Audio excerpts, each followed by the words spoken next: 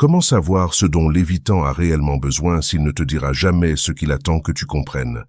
C'est la question qui te hante au milieu de la nuit, celle qui te laisse avec cette sensation d'être dans une relation où l'autre personne est physiquement présente, mais émotionnellement à des kilomètres de distance, comme si un mur invisible se dressait précisément au moment où l'intimité commence à s'approfondir. On a l'impression d'être en relation avec quelqu'un qui possède un manuel d'instructions crucial pour la connexion, mais qui refuse catégoriquement de le partager avec toi. C'est l'expérience centrale du conflit, la confusion constante qui t'oblige à deviner, à marcher sur des œufs, à te demander si c'est toi qui demandes trop ou si c'est l'autre personne qui n'est pas disposée à donner quoi que ce soit. Le conflit n'est pas un événement isolé, mais une danse constante, un cycle épuisant où chaque pas que tu fais vers la proximité est accueilli par un pas de recul. Quand tu t'approches en cherchant une conversation profonde, l'évitant se retire dans son travail, ses passe-temps ou un silence impénétrable.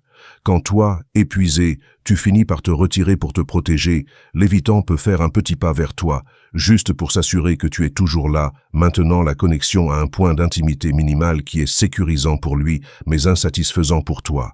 Cette danse du poursuivant distanceur est le cœur de la frustration, et c'est la preuve la plus claire qu'il existe un code non écrit, un ensemble de règles internes qui régissent son comportement, et que toi, sans le savoir, tu violes constamment. La clé pour briser ce cycle ne réside pas dans ce qu'ils disent, parce qu'ils ne diront rien, mais dans ce qu'ils font et dans la façon dont tu réponds à cette action. Aujourd'hui, tu vas découvrir le langage silencieux de l'évitant, ce qui te permettra de naviguer dans la relation avec une clarté qu'il ne peut lui-même verbaliser. Et je te promets que la façon dont tu géreras cette information est ce qui définira si la relation s'approfondit ou se brise. La personne avec un schéma d'attachement évitant a appris à prioriser l'indépendance de façon extrême, et ce n'est pas un choix anodin, mais une stratégie profonde et automatique pour gérer l'anxiété qui surgit inévitablement avec l'intimité. Dans son monde intérieur, la proximité émotionnelle équivaut à la perte de contrôle, et l'interdépendance est perçue comme une menace directe à sa propre identité. Quand la relation avance et qu'une plus grande fusion ou interdépendance est requise, son système interne réagit en créant une distance qui peut être physique, émotionnelle ou les deux.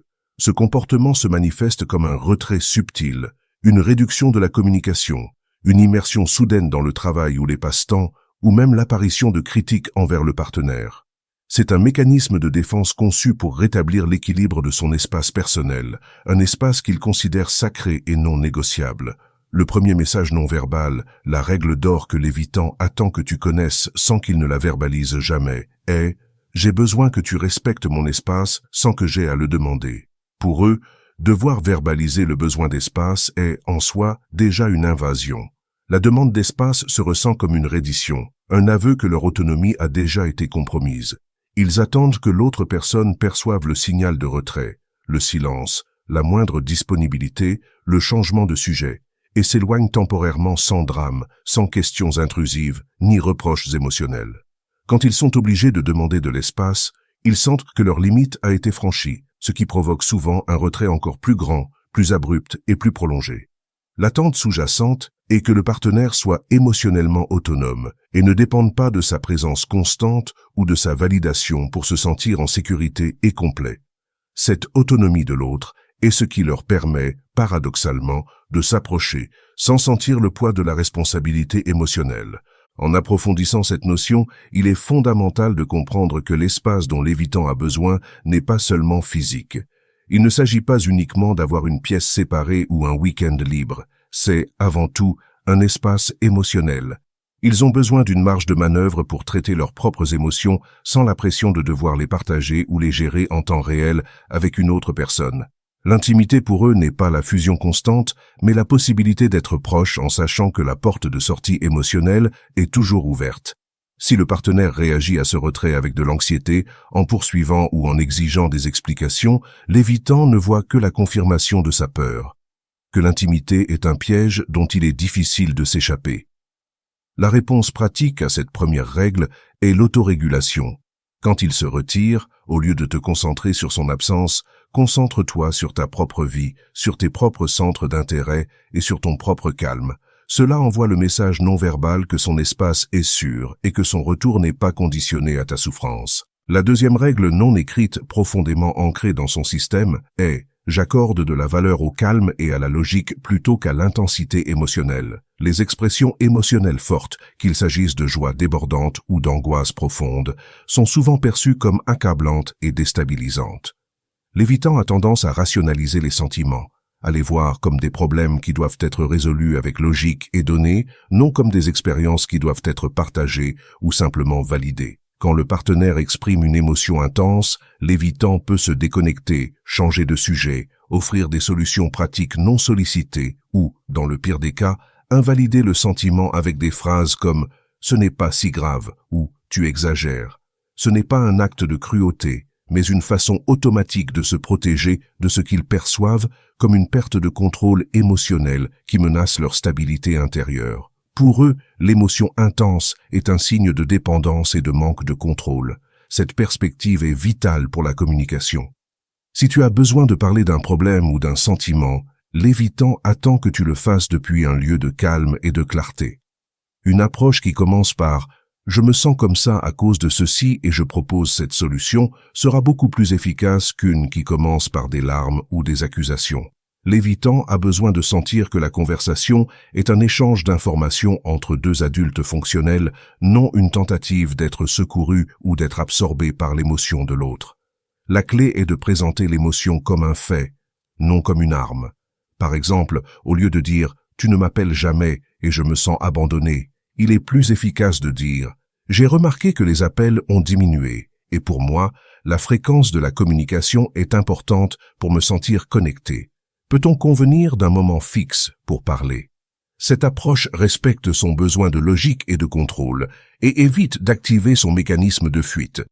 La troisième attente silencieuse, qui révèle le paradoxe profond de son style d'attachement, est « ma vulnérabilité est privée et ne doit pas être forcée ».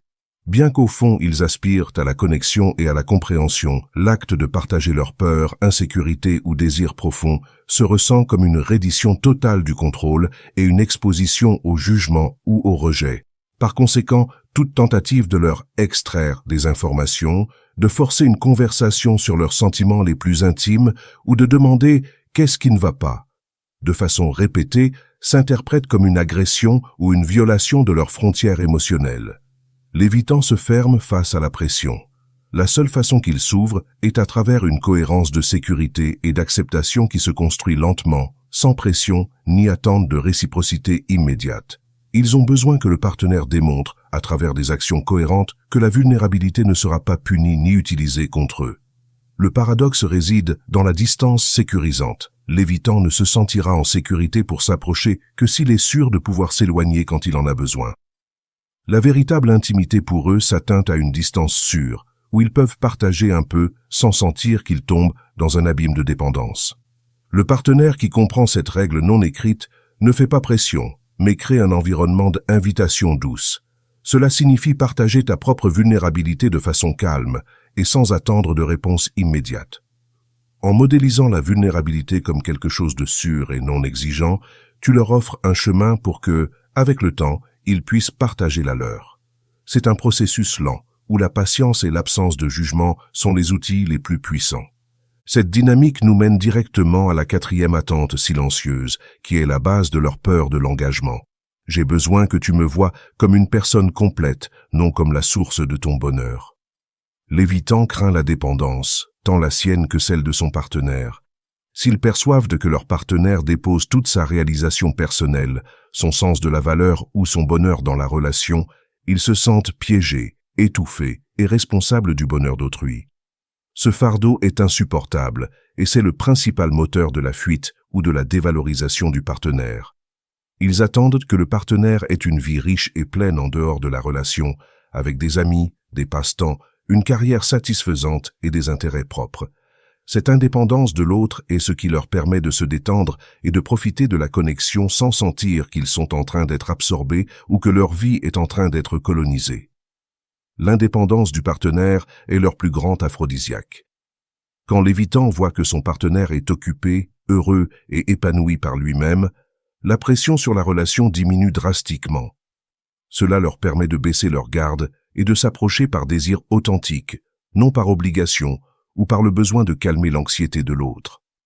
La démonstration que le partenaire peut fonctionner parfaitement sans eux est la seule garantie dont ils ont besoin que la relation ne se transformera pas en prison émotionnelle.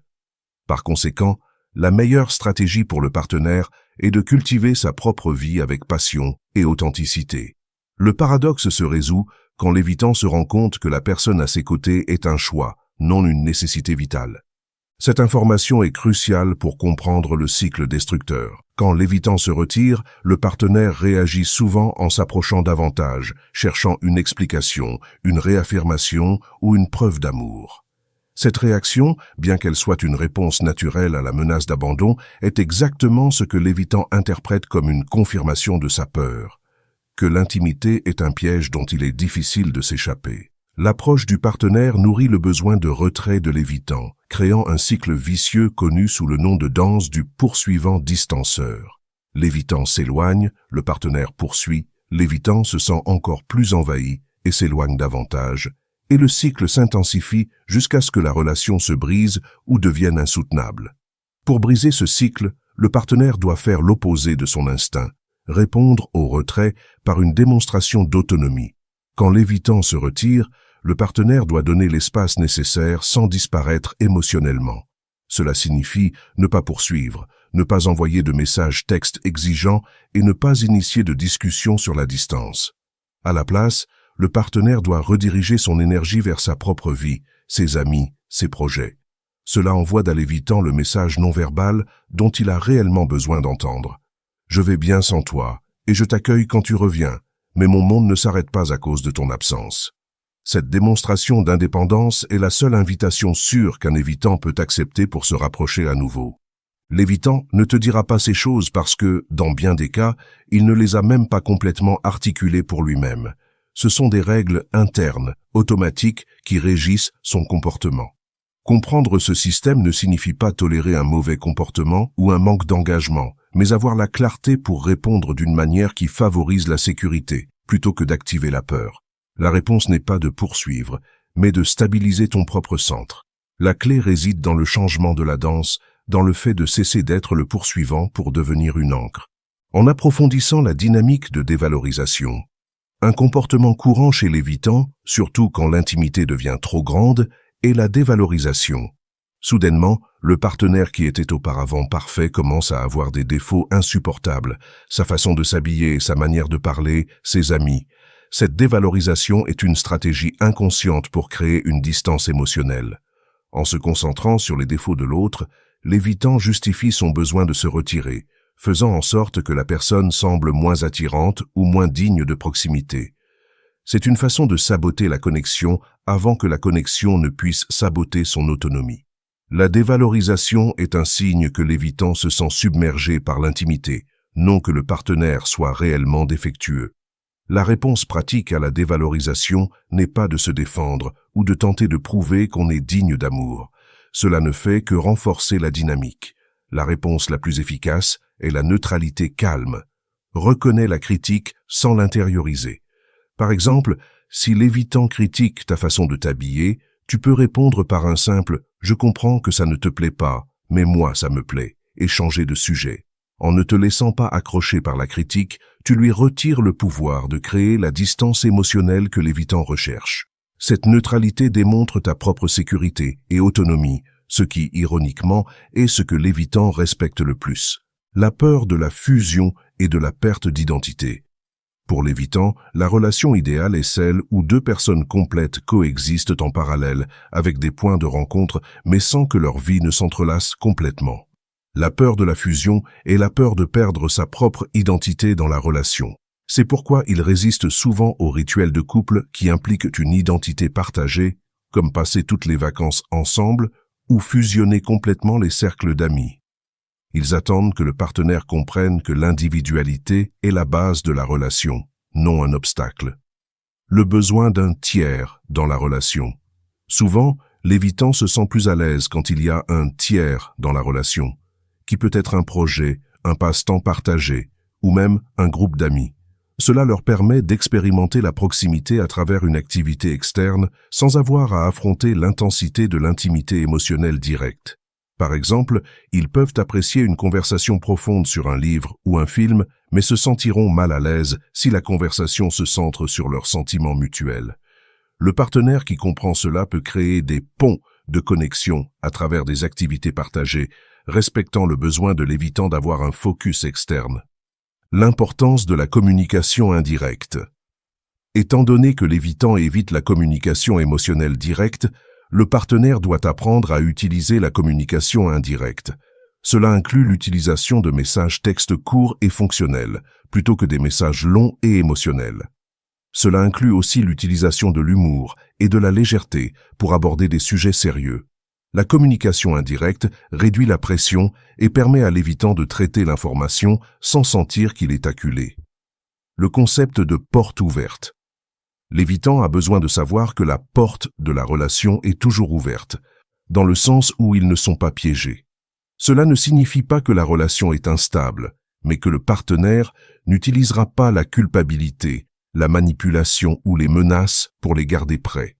La sécurité pour l'évitant ne provient pas de la promesse que le partenaire ne partira jamais, mais de la certitude qu'ils peuvent partir et revenir sans être punis.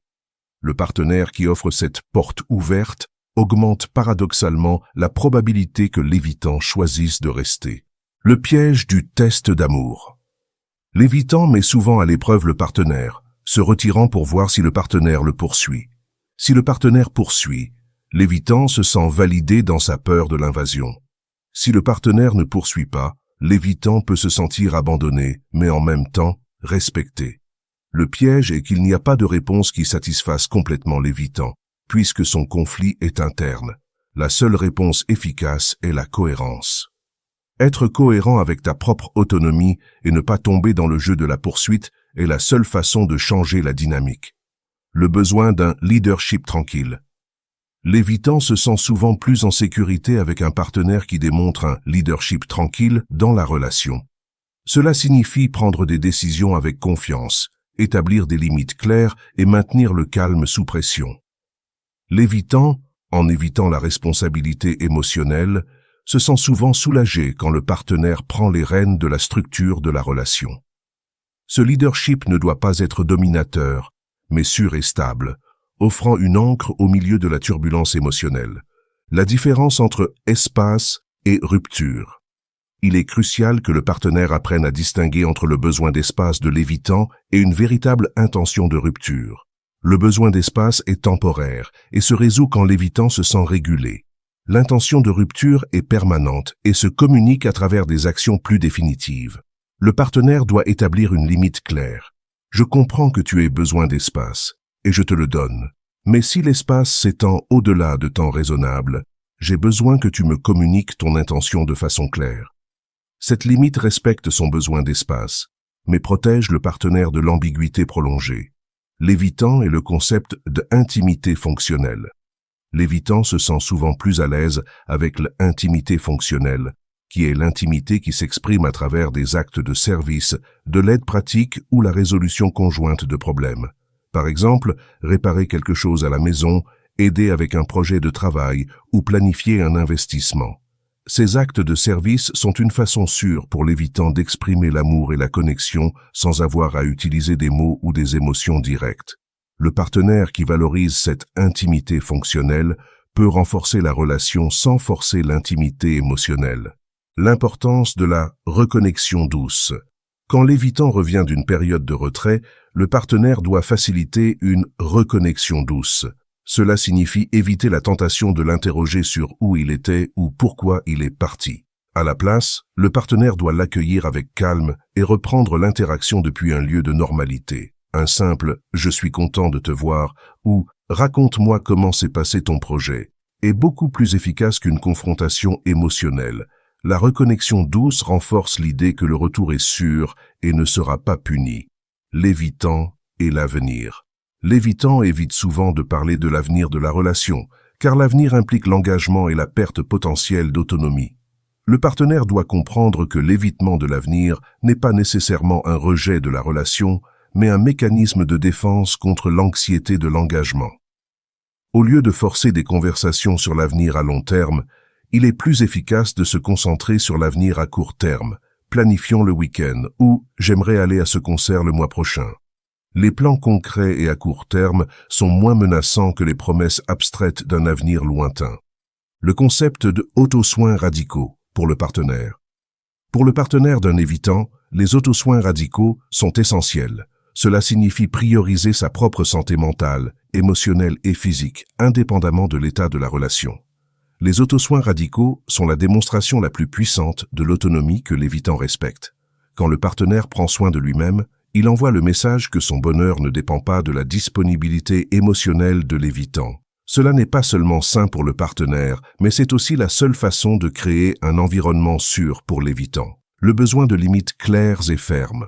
Bien que l'évitant attende que le partenaire respecte son espace, il a aussi besoin que le partenaire établisse des limites claires et fermes sur ce qui est acceptable et ce qui ne l'est pas. L'évitant pousse souvent les limites pour voir jusqu'où il peut aller. Un partenaire qui n'a pas de limites claires est perçu comme faible et par conséquent moins sûr. Les limites doivent être communiquées avec calme et fermeté, sans colère ni menace. Par exemple, je comprends que tu aies besoin d'espace, mais je n'accepte pas que tu m'ignores pendant plus de 24 heures. Si cela se produit, je vais supposer que tu as besoin de plus de temps et je me concentrerai sur mes propres plans. Cette limite respecte son besoin d'espace, mais protège la dignité du partenaire. L'évitant est l'expression de l'affection. L'évitant se sent souvent mal à l'aise avec les grandes démonstrations publiques d'affection ou les effusions émotionnelles. Cependant, il valorise les petites et subtiles marques d'affection, comme une touche sur le bras, une note de remerciement ou un acte de service. Le partenaire doit apprendre à traduire son affection dans un langage que l'évitant peut recevoir sans se sentir submergé. La clé est la qualité plutôt que la quantité, et la subtilité plutôt que l'intensité. La conclusion de la danse. L'évitant ne te dira pas ces choses parce que, dans bien des cas, il ne les a même pas complètement articulées pour lui-même. Ce sont des règles internes, automatiques, qui régissent son comportement. Comprendre ce système ne signifie pas tolérer un mauvais comportement ou un manque d'engagement, mais avoir la clarté pour répondre d'une manière qui favorise la sécurité plutôt que d'activer la peur. La réponse n'est pas de poursuivre, mais de stabiliser ton propre centre. La clé réside dans le changement de la danse, dans le fait de cesser d'être le poursuivant pour devenir une ancre. Si tu veux apprendre à communiquer efficacement quand la distance devient un problème, ou si tu veux savoir quelles sont les 3 erreurs les plus courantes que font les gens en essayant de s'approcher d'un évitant, fais-le-moi savoir dans les commentaires. Merci d'avoir regardé. Si cette vidéo t'a donné une nouvelle perspective, mets un « j'aime » et abonne-toi pour plus de contenu sur les dynamiques relationnelles. À bientôt dans la prochaine vidéo.